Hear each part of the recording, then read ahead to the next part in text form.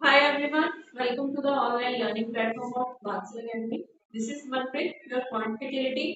तो आज की इस वीडियो के अंदर हम एक और इम्पोर्टेंट टॉपिक डिस्कस करने जा रहे हैं।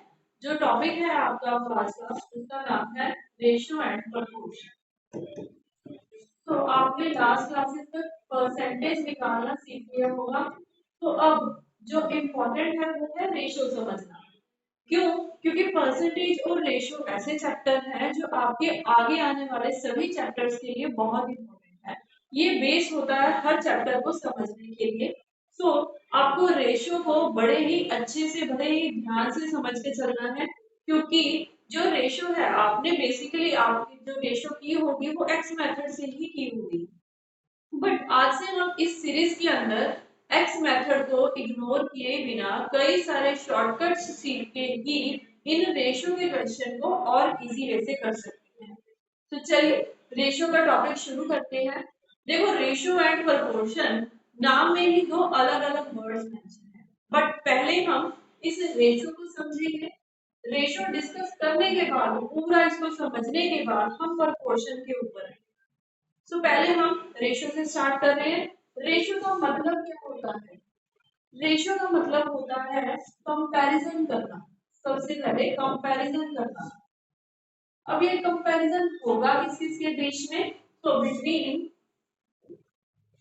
टू और मोर क्वांटिटीज।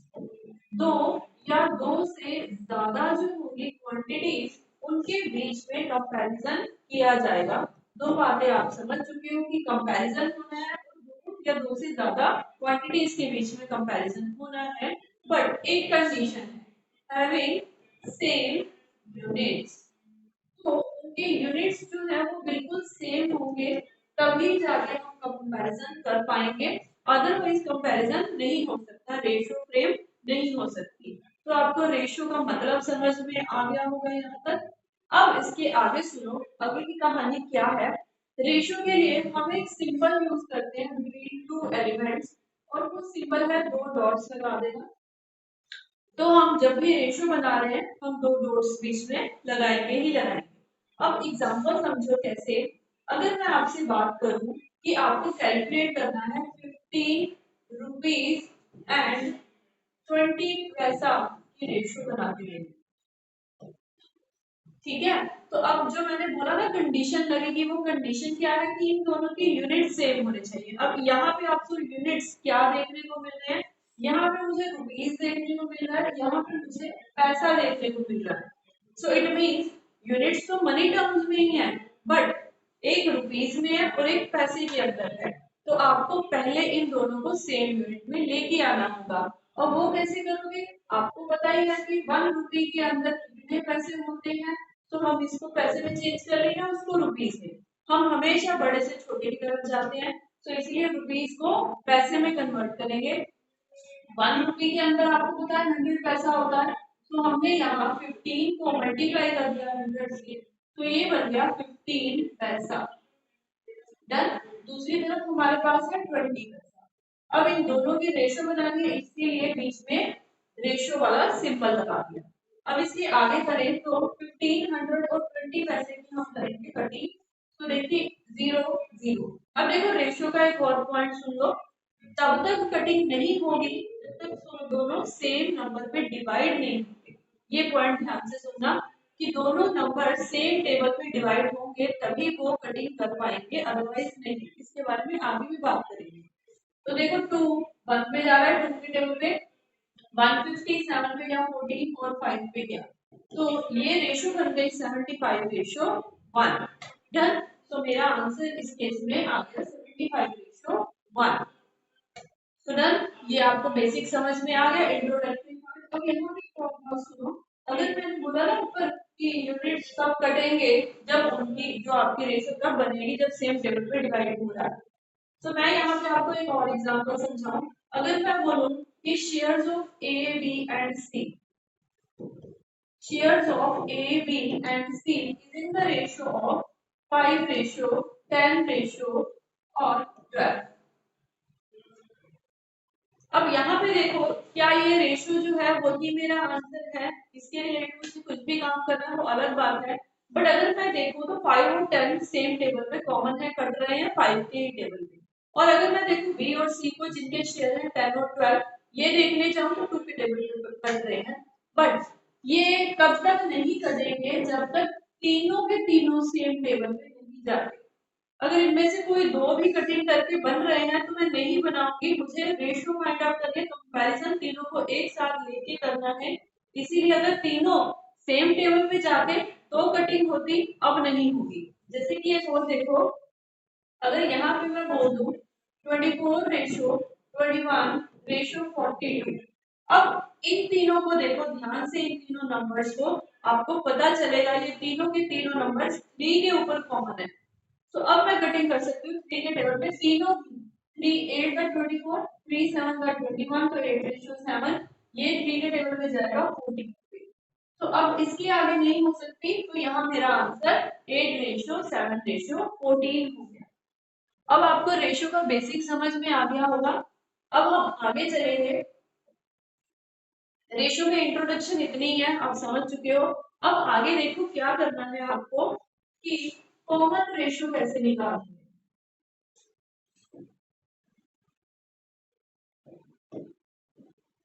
देखिए कॉमन रेशियो जब भी आपको फाइंड आउट करनी है, कैसे होगा क्वेश्चन वो मैं आपको बता रही हूँ पहले। अब तो कॉमन रेशियो के अंदर जैसे सपोज करो A:B आपको गिवन है 7:3 एंड फिर B:C आपको गिवन है 4:7। तो इस केस में आप क्या देखोगे कि एक पर्सन जो है बी, वो दोनों में कॉमन आ रहा है। पहले मैंने ए और बी की बात करी, फिर मैंने बी और सी की बात करी, दोनों का कॉमन फ्रेंड कौन हो गया, बी हो गया। अब ये जो बी है, मैं मुझे फाइंड आउट करना है ये तीनों को फ्रेंड बनाना है, ए को बी को सी को एक साथ रखना है एक लाइन के अंदर। तो मेरी रेशियो क्या होगी, क्या वो 7:3:7 बना दे, क्या वो 7:4:7 बना दे? ऐसा तो नहीं हो सकता ना, एक अपनी तरफ से हम ले लेते हैं। तो इसके लिए आप क्या करोगे, कॉमन रेशियो कैसे निकालोगे तीनों की? तो देखिए जो पर्सन इनके बीच में कॉमन है, हमेशा उसको एक दूसरे के नीचे रखना है। जैसे कि यहाँ इस केस में A:B आपको दी गई है 7:3, और फिर मुझे B:C दी गई है, तो मैं B की रेशियो B के नीचे ही रखूंगी, यानी कि इस 4 को इसके नीचे ले आऊंगी। अब आगे कंटिन्यू करें तो C की रेशियो है तो मैं आगे ही लिखूंगी ना, तो A:B:C आपने लिख दी। अब क्या करना है आपको, आपको ना यहाँ देखो, यहाँ एक ब्लैंक दिख रही होगी, यहाँ एक ब्लैंक दिख रही होगी, तो यहाँ इन दोनों ब्लैंक्स को आपको फिल करना है। अब वो फिल कैसे करोगे, कॉमन कैसे करोगे, तो जो नंबर उसके साथ में दिख रहा है ना वही उसमें फिल कर दो। तो यहाँ मैंने 3 कर दिया, यहाँ 4 कर दिया। अब इन तीनों को मल्टीप्लाई कर, तो जब मैंने मल्टीप्लाई किया 7×4=28, 3×4=12 एंड 3×7=21। सो मेरे पास नंबर्स निकल के आए 28, 14 एंड 21। ये इन तीनों की कॉमन रेशियो है। बट ये और आगे कटिंग होती है 7 के टेबल पे, 7×4=21, 7×2=14, 7×3=21। तो मेरी रेशियो क्या निकली, कॉमन कर रही हूँ तो 4:2:3। समझ गए ये बात? अभी एक और एग्जांपल समझ लेते हैं, इसमें 4 पर्सन आएंगे 3 की जगह। तो जैसे कि अगर मैं बोलूं A:B आपकी है 3:2, B:C है 4:1 एंड C:D है 5:2। तो आपको फाइंड आउट करनी है A:B:C:D। तो कैसे निकलेगी ये चारों की रेशियो? सो उसके लिए आपको क्या करना है, इन चारों को एक साथ लिखते जाओ, जो कॉमन पर्सन है उसको उसके नीचे लिखते जाना। तो ये रेशियो बी है 3:2, यहाँ लिखी गई। फिर है B:C जो है 4:1, C:D जो है 5:3। तो मैंने सबको लिख लिया जैसे जैसे क्वेश्चन में गिवन है। अब मैं देखती जाऊंगी कि मेरी ब्लैंक्स कितनी बनती है। तो यहाँ पे आप देखोगे 2 ब्लैंक्स है, यहाँ ये 2 ब्लैंक्स है और यहाँ ये 2 ब्लैंक्स। तो मुझे यहाँ पे फिल करनी है कुछ वैल्यू, जैसे मैंने पिछले क्वेश्चन में किया। तो मैं कौन सा नंबर फिल करूंगी, पीछे क्या बताया था, जो उसके साथ में है ब्लैंक्स के साथ में वही नंबर यहाँ फिल करोगे। तो यहाँ आपका आ जाएगा 2, यहाँ मेरा 4 है साथ में, यहाँ 1 है तो ये दोनों आएंगे, यहाँ पे 5 आएगा। अब आप अब इन तीनों को मल्टीप्लाई कर दो। अब तीनों को मल्टीप्लाई करेंगे तो 3 4 द 12, 12 5 द 16, 2 4 द 8, 8 5 द 40, तो 60:40 अब तक मिल चुका है। 2 into 1 2, 2 5 द 10, 2 1 द 2, 2 into 3 6, तो मेरे पास मेरी रेशियो बनी है 60 40 10 6। अब ये सारे के सारे एक टेबल कॉमन है जिसमें करते हैं 2 के टेबल पे, तो 2 के टेबल पे ये 30 पे गया, ये गया 20 पे, ये गया 5 पे, और ये लास्ट वाला गया 3। तो रेशियो क्या बनी? रेशियो बनी 30 रेशियो 20 रेशियो 5 रेशियो 3। तो ये है इनकी कॉमन रेशियो। अब यहाँ पे आपको रेशियो कॉमन करनी आ गई होगी। एक और पॉइंट सुनो, वो क्या हो सकता है, वो आपसे चारों की रेशियो पूछ ले, हो सकता है इनमें से कोई 2 या 3 की रेशियो पूछ ले। तो उस केस में आपको क्या करना है, फॉर एग्जाम्पल अगर मैं बोलूँ बी रेशियो सी निकाल के बताओ, तो आप अपना आंसर करोगे 20 है बी का शेयर, 5 है सी का शेयर। अब ये दोनों कौन से टेबल पे कॉमन दिख रहे हैं आपको? 5 के टेबल पे। अगर इन दोनों की कटिंग होती है तो आप कर सकते हो, यहाँ पे वो वाला रूल नहीं है कि सबको कट करना चाहिए। क्यों? क्योंकि उन्होंने डिमांड 2 की ही करी है। तो बी रेशियो सी 4:1 मेरा आंसर देगी मुझे। तो ऐसे ही अगर आपसे पूछ ले कि ए रेशियो सी निकाल दो, तो उस केस में मेरा 30 है ए का शेयर, सी का शेयर 5, तो रेशियो बनी 6:1। अब आप कॉमन रेशियो करना सीख चुके हो। हम अपने क्वेश्चंस में आगे इसकी प्रैक्टिस करेंगे। एक टॉपिक आपने समझ लिया कॉमन फाइंड आउट करने का, अब इसके आगे समझो जी।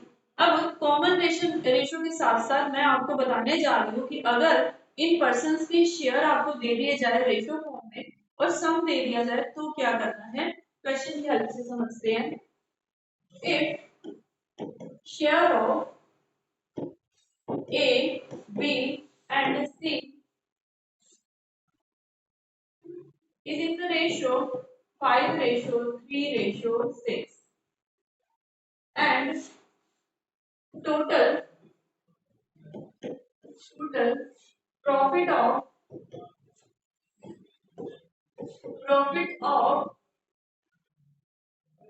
42,000 is distributed among them, is distributed among them, then find share of C। तो आप क्वेश्चन देख रहे हो बोर्ड के ऊपर कि क्या बोला है उन्होंने। अभी तो कंसेप्ट समझ रहे हैं, उसके बाद में हम करेंगे पीडीएफ हमारी सॉल्व, बट पहले क्या है कंसेप्ट समझना होगा। तो ए बी एंड सी का अगर आपके पास शेयर है 5 3 और 6, मतलब कुछ भी इन तीनों में बटेगा इस रेशियो के अंदर ही बटेगा। तो आपको टोटल प्रॉफिट बोल दिया जाए 42,000 डिस्ट्रीब्यूट करना है, तो सी का इन रुपीस कितना शेयर निकल के आएगा इस 42,000 के अंदर। तो इसका जो बेसिक कंसेप्ट होता है पहले वो देख लेते हैं, फिर वो देखेंगे जो आज के बाद हमें करना है, शॉर्टकट हमें कैसे सीखना है। तो देखिए जब भी इसका बेसिक मेथड कहता है रेशो में कोई चीज गिवन है उसके साथ रेशो हटा के एक वेरिएबल x जोड़ दो, तो हम x जोड़ते हैं। तो मेरा बनेगा 5x 3x और 6x। अब आप बोलोगे कि बीच में प्लस भी लगाया, वो प्लस इसीलिए लगाया क्योंकि मुझे टोटल अमाउंट गिवन है, तीनों को मिला के बनी है 42,000 जो यहीं से निकली, ठीक है ना। मैंने ले लिया कि मेरा एक शेयर x का है तो इसको मिलेगा 5x, इसको 3x, इसको 6x, और टोटल अमाउंट कितनी है वो इक्वल्स टू के यहाँ लिखेंगे 42,000। अब अगर तीनों को ऐड करें तो 5 + 3 8, 8 + 6 हो जाएगा मेरा 14x, 14x 42,000 के इक्वल। अब x की वैल्यू निकालोगे दोनों को डिवाइड करके, 42,000 को 14 से डिवाइड करके, तो 14 के टेबल पे 3 पे जाता है 42, तो 3000 मेरी x की वैल्यू आ गई। जो x की वैल्यू आएगी तो जिसका शेयर निकाला है उसके साथ मल्टीप्लाई करो।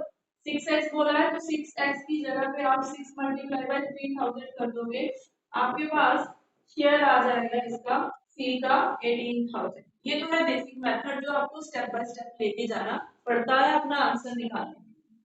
अब देखो ये मेथड तो हमें अप्लाई नहीं करना, हमें अपना काम विद इन मिनट्स करना है। उसके लिए आप क्या कर सकते हो, देखो मेरे केस में जो आपको पढ़ा रही हूँ मैथ्स के अंदर, हर क्वेश्चन को जो बेसिक लेवल का आता है उसमें 1 मिनट या 1.25 मिनट से ऊपर का टाइम आपको नहीं लगना चाहिए। 1.25 मिनट भी तब जब मॉडरेट लेवल का क्वेश्चन है। बेसिक लेवल का क्वेश्चन है, 1 मिनट के अंदर काम खत्म करना है। उस 1 मिनट में आपको क्वेश्चन रीड आउट भी करना है, समझना भी है, उसको करने का मेथड भी आपके माइंड में फ्रेम हो जाना चाहिए। और जो बचते हुए 10-20 सेकेंड है वो तो सिर्फ कैलकुलेशन में जाए। इतना काम हमें इतनी प्रैक्टिस करनी है, ठीक है। तो अगर आप इसको करना हो शॉर्टकट मेथड से तो वो क्या करना है आपको, आपको आज की बात ये लगाना है कि देखो मुझे पता है ए को मिला 5 शेयर, बी को मिला 3 शेयर एंड सी को मिला 6 शेयर। तो जब भी आपके पास सम है तो रेशो को प्लस करके 1 यूनिट की वैल्यू निकालो। अगर डिफरेंस गिवन है तो रेशो को माइनस करके 1 यूनिट की वैल्यू निकालो, एक्स नहीं रखना। अब इन तीनों को हमने ऐड किया तो बना मेरे पास 14। तीनों का शेयर अगर मैं रेशो में प्लस करूं तो 14 है, बट एक्चुअली अगर क्वेश्चन में कितना गिवन है 42,000 गिवन है। तो मुझे क्या करना है, बीच में एक इक्वल्स टू लगा देना है। अगर 14 की वैल्यू 42,000 के इक्वल्स को कटिंग करेंगे तो 1 की वैल्यू 3,000 के इक्वल, ये मेरे 1 यूनिट की वैल्यू आ गई। मतलब अगर 14 यूनिट 42,000 के इक्वल है तो 1 यूनिट 3,000 के इक्वल आ गया। अब बस ये 1 की वैल्यू जो निकलेगी ना, जिसका भी शेयर निकालना है, जस्ट उससे इसको मल्टीप्लाई कर दो तो उसका शेयर निकल आएगा। यहाँ पे इस केस में 18,000 सी का शेयर निकला। ऐसे ही अगर ए का निकालना है तो मुझे बार बार करने की जरूरत नहीं, तो 5 इंटू 3,000 कर देंगे तो 15,000 ए का शेयर निकल आएगा। ऐसे ही बी का निकालना है तो 3 इंटू 3,000 तो 9,000 बी का शेयर निकल आएगा। समझ गए अब आप, अगर सम दिया हुआ है रेशियो का प्लस करो, इक्वल्स टू जो एक्चुअल सम आपको गिवन है 1 की वैल्यू निकालो, जिसका भी शेयर पूछा है मल्टीप्लाई करो। अब इसके उल्ट एक और टाइप है हमारी, उसमें क्या है ये आप समझ चुके हो।